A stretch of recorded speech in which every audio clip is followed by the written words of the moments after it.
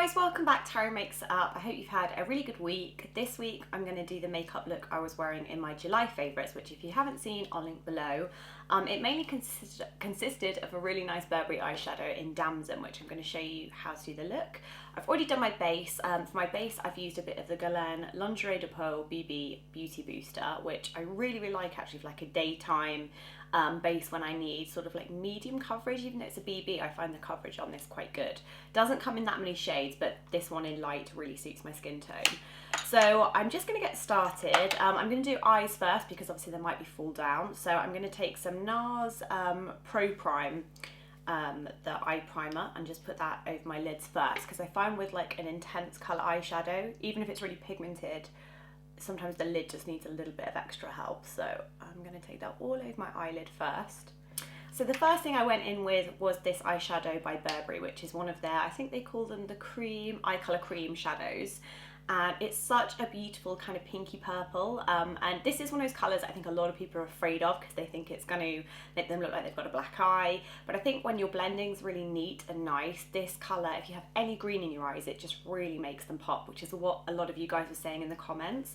So I'm going to start with this. I'm going to start with a Luxe Soft Definer by Zoeva, and I'm just going to swirl the product round, and I just like to start building in small layers. So I'm going to take it across the eye first.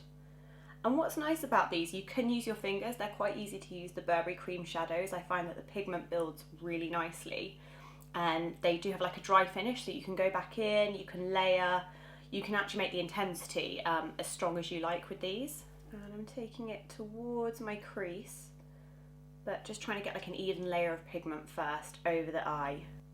And I'm just starting to buff out with little round circular motions as I do this. And then I'm going to take a bigger brush, like a MAC 224, and I'm just going to buff that out a little bit so that the edges are really nice and soft. And then I'm going to take a Sigma short shader, and I'm going to take, that's a bit of a tongue twister, I'm going to take that under my eye as well, so that it starts to meet up with the outer corner of the top shadow. You can also use a firmer brush like this to make sure that the top of the eyeshadow is really, really pigmented. And that will pack a little bit more product nearer the lash line in the centre of the eye.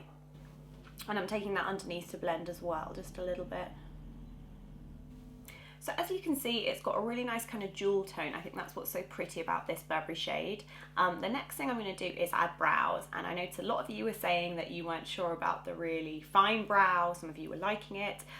So obviously you can make this look, adapt it to what suits you. On the day I just used a bit of Suicu eyebrow pen, and I think mine is the number 2 brown. So I used this and I just added in a couple of extra hairs. Just to keep, for me, if I've got a big, strong, bold eye, sometimes I quite like a softer brow. So, and this is one of those things I think it picks up even less on camera than what it does in real life. So I'm just making my arch a little bit bigger, and I just kind of feather little hair strokes through, just to build up the brow slowly, but also keep it quite fine. The next thing I did on the eyes was add a little bit of brown coal. I wanted to keep it soft and I wanted it smoky but not crazy kind of black smoky. So I just used a brown coal. You could use any brown coal you like. I can't remember which one I used on the day, but I thought I would use a drugstore one. So I'm actually going to use the Scandalized Rimmel. This is the eyeshadow stick, and the shade is Bootleg Brown. So I just took a little bit of this kind of along my lash line to smudge, just to give a little bit of depth and darkness to my lash line. So I just took that little bit, probably from sort of 3/4 of the way in and then all the way out. And then I took a little bit of that as well onto the waterline. Just a little bit. And then going back to my short shader, going back to the short shader by Sigma, I just used that brush to pull that down a little bit, just to blend that brown in a little bit so it became a little bit smokier. And I quite like it when the two just meet on the outside corner a little bit. And if you just flick that upwards a little bit, it just lifts the eye a little bit. So even if it's smoky, this will still work for hooded eyes, it will still work for small eyes. If you have really small eyes, maybe just don't put it in the waterline on the bottom. just take a few dots on the lash line on the bottom. So the next part of the look is using a little bit of navy or a dark blue through the crease, which is what I found made the jewel tones really pop and come out. So I'm going to use an old palette by Chanel. This is I think it's called Lagoons 29. It's no longer available, sadly, and the only reason I'm not using a different one is that I couldn't find anything similar to this in my kit that was exactly the same. I use this a lot in my pro kit, and that's the only problem with high-end products. A lot of the time they end up getting discontinued or a limited edition. However, any navy eyeshadow will work. So look for something that's like a bright blue to navy, and that will work just as well in the crease. So I'm going to take this shade here, this kind of deep navy blue. And I'm going to use the same brush that had the purple on, and I'm just going to dip that into the navy blue. And I'm going to swirl a little bit off on the back of my hand first, because these are quite pigmented. And I'm going to nestle it in my socket, and then just slowly take it through the eye. So I'm just going to slowly blend. Again, I'm not using a lot of eyeshadow. It was more like a really soft hint of colour. And I took that a little bit towards the lower part of the eye as well, almost like the outer V. And you just want to make sure that, again, you've got a blending brush close to hand so that you can blend that in as you apply the blue. So it becomes part of the purple and the pink, and it will stay nice and soft looking. So I'm still using what's on the brush. I've not put any more pigment in. And it's a nice way of kind of mixing colours and seeing colours create their own hues together. So I do find this blue with the purple just really is a nice kind of way to enhance the crease of the eye.